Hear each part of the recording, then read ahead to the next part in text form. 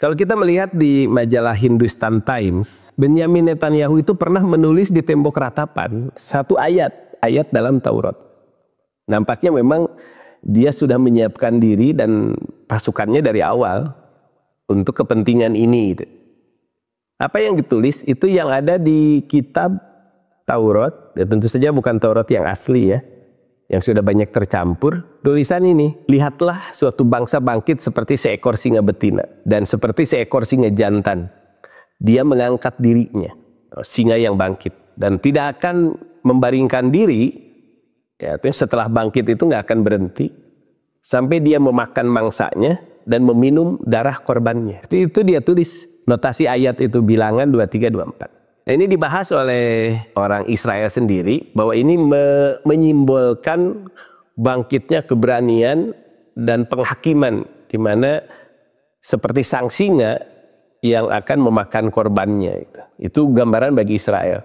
Tapi juga itu gambaran bagi Iran sebelum revolusi, di mana bendera Iran juga ada gambar singanya, seakan-akan memberi semangat pada sisa-sisa kerajaan Iran untuk bangkit lagi. Jadi ini ada dua mata pisau yang digunakan. Ini juga menunjukkan mereka mencari pembenaran dari kitab sucinya untuk melakukan penyerangan terhadap negara lain, sehingga terasa sebagai jihad bagi mereka dan bisa mengumpulkan donasi atau infak. Nah, ini poster yang dibuat oleh IDF, Israeli Defense Force. Jadi ini posternya, poster singa yang bangkit itu. Ya, kembali ke kitab Bilangan tadi. Nah, kemudian dia menggalang dari berbagai platform media sosial dengan nuansa keagamannya itu, menyeru kepada orang Yahudi dan orang Nasrani. Karena kan kitab Bilangan itu ada di Taurat dan ada di Injil yang terdiri dari Perjanjian Lama dan Perjanjian Baru. Itu yang disebut dengan Operation Rising Lion, operasi singa bangkit. Dia mengatakan bahwa Israel's heroic defenders, para pembela Israel, need your support. Itu memerlukan support dari kalian. Dan 100% of your contribution will be go toward IDF soldiers emergency operation Rising Lion need. Bahwa apa yang kamu sumbangkan itu akan diberikan kepada tentara IDF, tentara Israel yang sedang melakukan operasi darurat, operasi yang penting, yaitu Rising Lion need, singa bangkit ini. Nah, itu makanya memang boikot terhadap Israel itu merupakan bagian kecil yang berskala global untuk sedikitnya mengurangi potensi mereka menggunakan uang kita untuk dipakai membiayai operasi ini. Walaupun tentu harus bijak. Kenapa harus bijak? Ya, nanti ada diskusi tersendiri ya, karena kalau produk-produk yang mendukung Israel itu banyak, termasuk Intel misalnya. Itu kan peralatan di komputer ya, hampir semua perangkat itu ya, yang bagus pakai Intel atau Hewlett Packard HP itu. Ya, saya pun sekarang presentasi pakai laptop yang mereknya HP juga. Ya, jadi harus bijak ini. Nanti akan ada pada diskusi tersendiri ya. Misalnya minyak juga, Chevron itu memproduksi minyak kan. Ya, yang dipakai di sini pun terkadang dibeli dari apa yang digali sama Chevron juga. Nah, itu kan harus bijak ya. Atau Google pun memberikan bantuan, sedangkan kita juga cari data masih dari Google. Nah, ini artinya perlawanan ini harus bijak. Kita tidak bisa meng-cut semuanya, tapi paling tidak orang-orang yang pintar harus cari alternatif. Balik lagi, lambang monarki Iran, kerajaan Iran sebelum berdirinya Republik Islam Iran itu ya memang masih hijau, putih, merah, tapi tanda singa ini. Dan digambarkan singa inilah yang akan memotong lafaz Allah di bendera Iran gitu.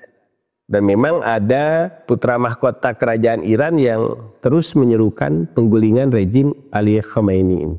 Ini yang membuat Republik Islam Iran memandang bahwa serangan Israel adalah dukungan terhadap upaya kudeta dari pemerintahan terguling yang pernah berkuasa dulu, yaitu monarki Iran yang merupakan negara kedua yang mengakui Israel. Jadi simbol Rising Lion itu bukan hanya mengidentikan diri mereka seperti ditulis oleh Netanyahu di dinding ratapan bahwa mereka sebagai singa, tapi juga isyarat pada bendera lama monarki Iran untuk bangkit lagi. Jadi ini dua bendera, ini bendera lamanya yang sebelah kanan, yang sebelah kiri itu bendera Iran sekarang. Itu lafaz Allah yang di tengah-tengah. Serangan Israel 13 Juni 2025 menjadi deklarasi perang terbuka yang dimulai Israel untuk mendukung dinasti Pahlavi yang digulingkan Khomeini. Kita sudah tahu banyak sejarah Imam Khomeini, tidak kita bahas sekarang. Dan ini yang membuat banyak analisa mengatakan agresivitas Iran itu ya sehebat ini karena sudah masuk pada tindakan melindungi kedaulatan negeri sendiri. Beda dengan tahun lalu. Tahun lalu kan tidak seperti ini, serangannya tidak semasif ini. Walaupun tentu kalau pembahasan internasional tidak hanya satu lapis, kan ada 5 lapis. Dan itu tidak saling meniadakan alasan-alasan itu, tapi saling melengkapi. Ya tentu ada alasan perjuangan, ada alasan jihad, ada takbir di situ. Ya kita juga senang Israel diserang. Jangankan oleh Iran, oleh Korea Utara yang komunis pun kalau mereka meluluh lantakkan kekuatan Israel, kita akan senang. Sama Cina yang komunis pun kalau menyerang Israel dan meluluh lantakkan kekuatannya, orang mukmin akan lega lah. Karena kita juga peduli dengan saudara kita di Palestina. Nah kemudian itu satu hal.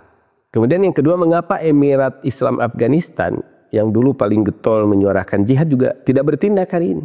Bahkan semenjak awal-awal pun tidak. Pernah diwawancara seperti Haqqani atau dari Kementerian Luar Negerinya, jawabannya, kami tidak ikut campur dalam urusan internal orang lain. Mungkin kalau secara selintas kita bilang, loh kok nggak peduli? Bukan tidak simpati, tetap simpati, cuma tidak menerjunkan diri gitu. Ada alasannya, kita lihat nanti. Tapi kami memiliki simpati berbasis agama terhadap umat Islam yang tertindas dalam hal ini di Palestina. Kemudian Zabihullah Mujahid, juru bicara Taliban yang sekarang ini, juga mengeluarkan pernyataan yang mengecam pengepungan Israel di Gaza. Walaupun mereka tidak turut campur, tapi menyerukan komunitas internasional untuk mengatasi krisis tersebut. Ini dari halaman yang bisa kita lihat. Ini banyak data-datanya di bawah, baik dari data di Koran Indonesia maupun dari internasional. Di antara alasannya adalah karena Emirat Islam Afghanistan masih memerlukan waktu untuk menstabilisasi dalam negeri mereka. Masih perlu waktu untuk menyatukan berbagai faksi yang dulunya berseteru. Dan perseteruan itu ya sejak tahun 79. Sejak awal perlawanan terhadap Rusia. Jadi mereka bersatu sebelum menang, begitu Kabul terbuka, terjadi konflik di antara mereka. Kita tahu seperti Dostum yang bersengketa dengan Hekmatyar dan lain-lain kan. Dan itu terus panjang sampai akhirnya yang memproklamasikan awal negara Islam Afghanistan itu dikalahkan oleh para santri kan, yang kecewa dengan perseteruan yang tidak bisa berhenti. Nah, itulah para santri itu yang jadi Taliban, pernah berkuasa 20 tahun yang lalu, kemudian dikalahkan, baru sekarang berkuasa lagi. Dan itu artinya banyak luka-luka dalam yang harus diselesaikan.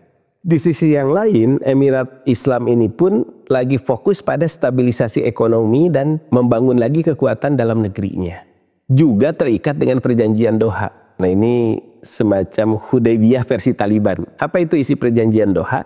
Taliban berkewajiban untuk mencegah segala ancaman keamanan terhadap Amerika Serikat dan sekutunya yang muncul di Afghanistan ataupun ya di luarnya.